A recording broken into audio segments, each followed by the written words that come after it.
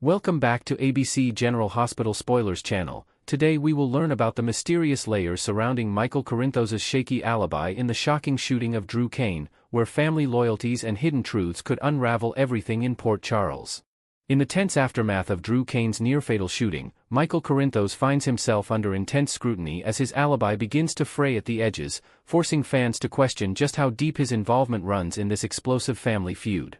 Michael had stormed toward Drew's residence that fateful evening, fueled by a burning rage over Drew's unexpected rekindling of romance with Willow Tate, Michael's ex-wife whose heart he still secretly yearns for despite the bitterness of their past. He insists that upon arriving at the scene, a sudden wave of second thoughts washed over him, prompting him to retreat without a single word exchanged, but this self-proclaimed retreat lacks any solid backing from witnesses, particularly from the ever-suspicious Tracy Quartermaine, who was supposedly in the vicinity and could have vouched for his movements if they truly aligned. As the spotlight intensifies on Michael's long-simmering grudge against Drew, stemming not just from romantic betrayal but also from Michael's fierce determination to see Willow face justice for her role in their fractured family dynamics, it's all too simple to overlook the more intricate possibilities lurking in the shadows of that stormy night. Imagine the scene: rain pounding the streets of Port Charles, Michael's car pulling up just in time to catch a fleeting glimpse of a shadowy figure raising a weapon, the crack of gunfire echoing like thunder, and then the perpetrator vanishing into the downpour, leaving Michael frozen in a moral dilemma that could cost him everything. This theory paints Michael not as the villain but as a reluctant guardian of a darker secret, prioritizing the safety of an unseen ally over the life of his uncle Drew, whose own secrets have torn families apart for years. Such a twist would add profound depth to Michael's character, highlighting his evolution from impulsive youth to a man willing to bear the weight of silence for the greater good, or at least, what he perceives as such in the chaotic web of Corinthos Quartermaine rivalries. Delving deeper into the fragility of Michael's defense, it's clear he recognizes the precariousness of his story, opting for an unconventional excuse that strays far from his usual polished demeanor as a Quartermaine heir and business mogul. By claiming he spent the evening with an escort named Jacinda Bracken, a mysterious woman with a sultry voice and a backstory hinting at underground connections in Port Charles's nightlife scene, Michael diverts attention from his true whereabouts, but this choice reveals more about his innocence than guilt. If Michael had meticulously plotted Drew's demise, driven by jealousy over Willow's wavering affections or Drew's interference in custody battles for the children, one would expect a more airtight narrative, perhaps involving trusted allies like his sister Jocelyn or a fabricated business meeting at ELQ headquarters to mask his intentions. Instead, this escort alibi feels improvised, almost desperate, suggesting Michael is scrambling to conceal not his culpability but a harrowing eyewitness account that implicates someone far closer to his heart. Picture the interrogation room lights glaring down as Detective Dante Falconeri presses him on details, the escort's phone records aligning just enough to buy time, yet Michael's subtle hesitations betraying the unspoken truth. He arrived post-shot, spotting the real culprit fleeing with a weapon glinting under streetlights, their face obscured but identity unmistakable in the recesses of his mind. This layer of secrecy transforms the alibi from a mere lie into a shield, protecting not only the shooter but the fragile equilibrium of Port Charles's interconnected families, where one revelation could ignite a powder keg of vendettas spanning generations. Enter Jacinda Bracken, the enigmatic escort who emerges as Michael's unlikely savior, her poised testimony weaving a veil of plausibility that keeps the Port Charles Police Department at arm's length from probing too deeply into the night's chaos. Described by insiders as a woman with piercing green eyes and a knack for discretion honed from years navigating the elite social circles of the waterfront docks, Jacinda's involvement adds an intriguing erotic undercurrent to the drama, hinting at Michael's momentary lapse into hedonism amid his emotional turmoil over Willow and Drew. Her corroborated details, timestamps from a discreet hotel rendezvous, even a vague recollection of Michael's distracted demeanor discussing family troubles, serve as the perfect smokescreen, allowing him to sidestep accusations while the real investigation stalls on lack of concrete evidence. Yet, beneath this facade, one can't help but wonder if Michael's omissions extend to the critical moment he claims ignorance of. Did he truly linger outside Drew's door long enough to hear the gunshot, then witness the assailant dart away through the alleyways, their footsteps splashing in puddles as they escaped toward the harbor? This invented detail of a discarded glove or a whispered curse overheard by Michael could be the key he's burying, a puzzle piece that would exonerate him but condemn another, forcing viewers to re-evaluate his loyalty in a town where trust is as fleeting as the tide. Jacinda's role, then, isn't just alibi reinforcement, it's a testament to Michael's resourcefulness, buying precious time to navigate the fallout without dragging innocents, or perhaps the guilty, into the fray. Michael's willingness to risk it all with this flimsy cover speaks volumes about the stakes, as he wouldn't extend such perilous protection to just anyone in his orbit, knowing full well that perjury charges or accessory accusations could shatter his life as a father, executive, and pillar of the community. Prison looms as a stark reality, not only for falsifying statements but for potentially shielding an attempted killer whose motives intertwine with the Corinthos' legacy of vigilante justice and moral ambiguity. Speculation swirls around Sonny Corinthos as the prime suspect, given his explosive temper and history of eliminating threats to his empire, but timelines don't align. Sonny was entangled in a warehouse deal that night, his alibi ironclad with multiple mob associates vouching for his presence. Jason Morgan, the ultimate enforcer, is equally off the table, having jetted off to Croatia on a high-stakes mission involving encrypted files and international intrigue, far from the shores of Port Charles when the shot rang out. These powerhouses have always operated independently, never relying on Michael's youthful cover. Their shadows are self-sustaining. So, who then merits such sacrifice? Enter Rocco Falconeri, Dante's steadfast partner in crime fighting, whose off-duty antics might include a rogue act of retribution, or young Danny Phoenix, the tech-savvy teen with a grudge-fueled hacker streak, both bound to Michael through unbreakable bonds of brotherhood and shared hardships. Fan theories amplify this intrigue, positing that the brothers of little Emily Scout Kane, Drew's daughter, cruelly displaced from their lives by his custody maneuvers and romantic entanglements, might have orchestrated a vengeful strike, viewing Drew as the architect of their shattered family unit. Invent a scenario where Rocco, driven by loyalty to the Falconeri clan, sneaks out under cover of night, his police training twisted into a personal crusade, while Danny provides digital diversions to erase traces. Michael, spotting them in the act, chooses silence to preserve their futures, adding a poignant layer of paternal instinct to his deception.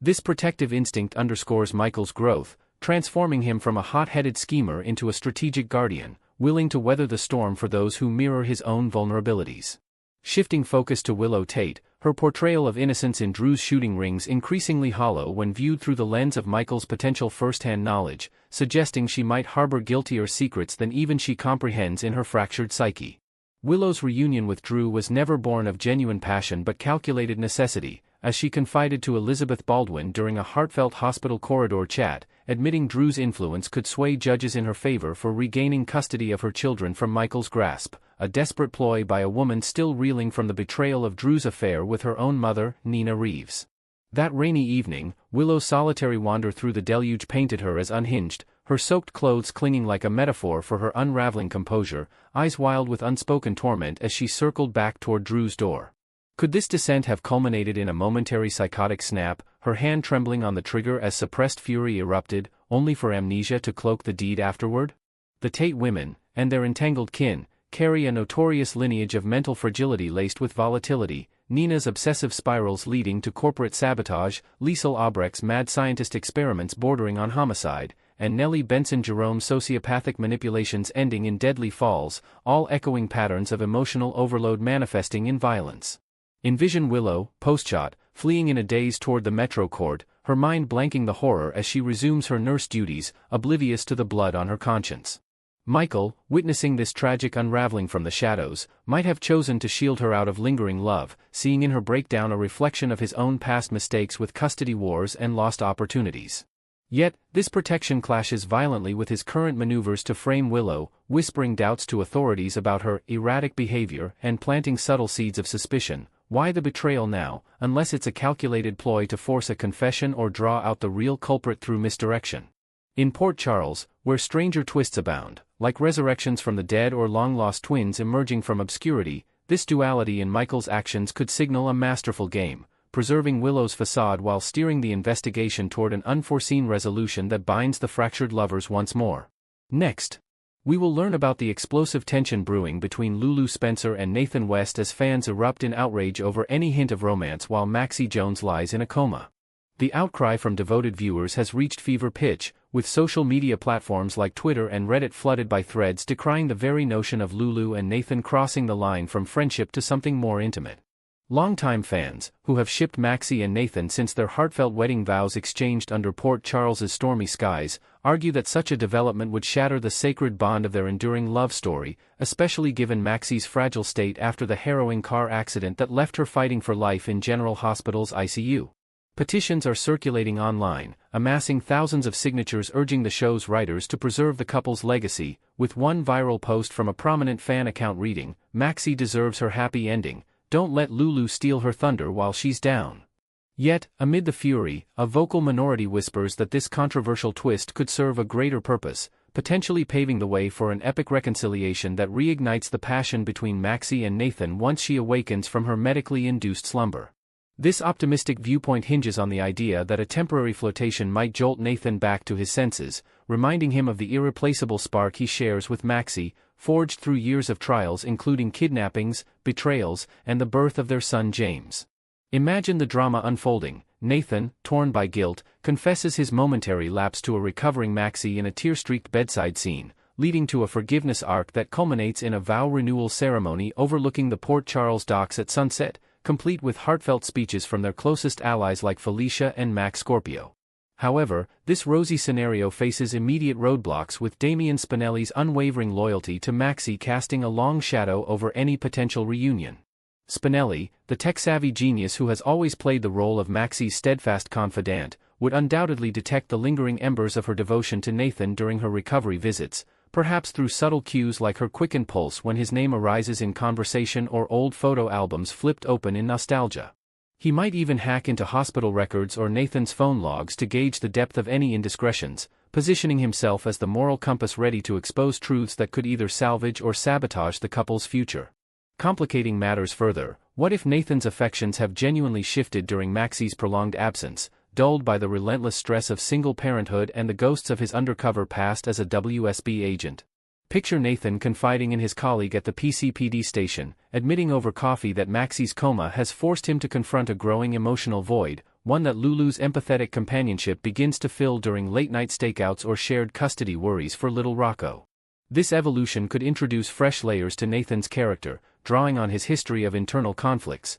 Recall his initial secrecy about his true identity as Caesar Faison's son, which nearly derailed his romance with Maxie from the start. Fans speculate that therapy sessions with Dr. Kevin Collins might reveal Nathan harboring unspoken resentments toward Maxie's high-risk lifestyle as a magazine editor, pushing him toward the stability Lulu represents as a fellow parent navigating co-parenting chaos with Dante. Such introspection would not only deepen Nathan's arc but also challenge viewers to question loyalty in the face of life's unpredictability, turning a simple betrayal plot into a profound exploration of grief and growth. Shifting focus to Lulu's precarious position, the implications of her potential entanglement with Nathan extend far beyond fan backlash, rippling into her already turbulent family dynamics and raising alarms for her ex-husband, Dante Falconeri. Lulu, who has endured isolation since emerging from her own coma 2 years prior, has spent recent months grappling with the solitude of raising Rocco amid Dante's frequent absences on undercover assignments, leaving her vulnerable to the comfort of Nathan's familiar presence as Maxie's stand-in support system. Envision a pivotal scene where Lulu and Nathan share a quiet dinner at Kelly's diner, reminiscing about old Metro Court galas and the laughter they shared during Maxie's bridal planning frenzy, only for a spark to ignite when their hands brush over a shared plate of onion rings, innocent at first, but loaded with unspoken longing. Her loneliness, amplified by the recent loss of her father Luke's guidance after his off-screen adventures, makes this connection feel like a lifeline, yet it invites scrutiny from those who know her best, including her protective brother Lucky, who might overhear whispers at the Spencer family gatherings and confront her with tough love about risking her hard-won independence. Dante's reaction promises to be the powder keg in this unfolding saga, as the rugged detective harbors a deep-seated need to shield Lulu and their son from any whiff of instability, especially after the emotional whiplash of Sam McCall's tragic death in a fiery warehouse explosion that still haunts his nightmares. If Dante catches wind of Lulu's flirtations, perhaps through a tip from an observant colleague like Harrison Chase during a precinct briefing, he could interpret it as more than a harmless rebound, viewing Nathan's charm as a potential threat laced with ulterior motives. Dante's investigative instincts, honed from busting the Cassadine Syndicate's latest schemes, might lead him to dig into Nathan's recent activities, uncovering anomalies like unexplained late-night calls to anonymous numbers or a hidden safe in his apartment containing WSB dossiers that hint at unresolved Faison family secrets. This probe wouldn't stem solely from jealousy but from genuine paternal concern, as Dante envisions worst-case scenarios where Nathan's involvement draws Lulu into dangerous espionage reminiscent of her own past entanglements with the Balkan crime ring. Port Charles buzzes with speculation that Dante's vigilance could manifest in a stakeout outside Nathan's brownstone, binoculars in hand, his jaw set in determination to safeguard the woman who still holds his heart despite their fractured vows. At the heart of these interpersonal fireworks lies a broader uncertainty about Nathan's authenticity, a thread that undermines the legitimacy of any romantic overtures and echoes past deceptions in Port Charles' lore. While fans debate his right to move forward, the storyline subtly plants seeds of doubt through cryptic clues. Nathan's evasive responses during casual chats with Lulu about his undercover days, or a fleeting glimpse of a mysterious tattoo peeking from his shirt cuff that doesn't match his known backstory. This mirrors the slow-burn unraveling of Peter August's facade when he infiltrated Maxie's world years ago, starting with minor inconsistencies like fabricated alibis for his travels and escalating to revelations about his ties to the sinister Drew Kane cloning project. Back then, Maxie's inner circle, including spinster Aunt Felicia's Scorpio-honed intuition,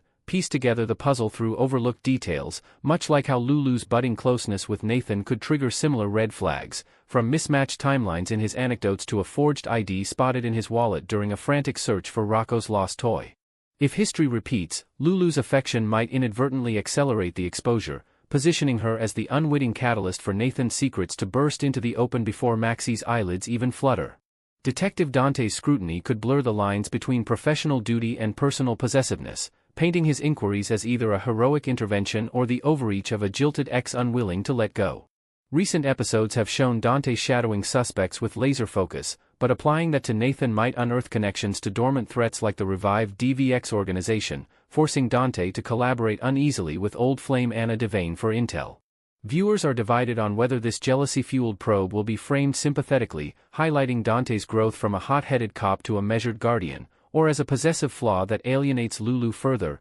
especially if his accusations strain her fragile trust after their botched attempts at rekindling. One invented fan theory posits that Dante discovers Nathan's imposter angle ties back to a long-lost twin separated during the Phazon experiments, adding a layer of tragic symmetry to the Spencer Falconeri drama. The stalled reconciliation between Dante and Lulu adds poignant stakes to this narrative detour, as their post-coma reunion, anticipated with bated breath after her miraculous recovery from carbon monoxide poisoning, devolved into awkward co-parenting routines marred by unspoken grief over Sam. What was meant to be a fairy tale homecoming soured when Dante, reeling from widowhood, confessed his confusion in a raw Quartermaine mansion confrontation, leaving Lulu to nurse her own wounds from years frozen in time. Months stretched into nearly a year of tentative declarations, stolen kisses at the floating rib interrupted by duty calls, promises whispered during Rocco's school plays, yet they remain misaligned, with Lulu craving stability and Dante haunted by commitment fears rooted in his Metro Court shooting survival. Her foray toward Nathan could act as the unforeseen catalyst, igniting Dante's dormant protectiveness and compelling him to confront his lingering love, perhaps culminating in a rain-soaked airport chase where he pulls her from Nathan's departing cab, vowing to rebuild their family anew. In this web of comas, suspicions, and second chances, a brief alliance with Nathan might paradoxically draw Dante back as Lulu's unyielding sentinel, transforming potential heartbreak into a pathway for redemption. As the episodes progress, expect heightened drama with guest appearances from legacy characters like Robert Scorpio offering sage advice on navigating betrayals, and cliffhangers teasing Maxie's first words upon waking. Could they be Nathan's name, or a warning about hidden dangers? Port Charles never sleeps on romance's razor edge, and this storyline promises to keep fans glued, debating every glance and whisper in the comments below.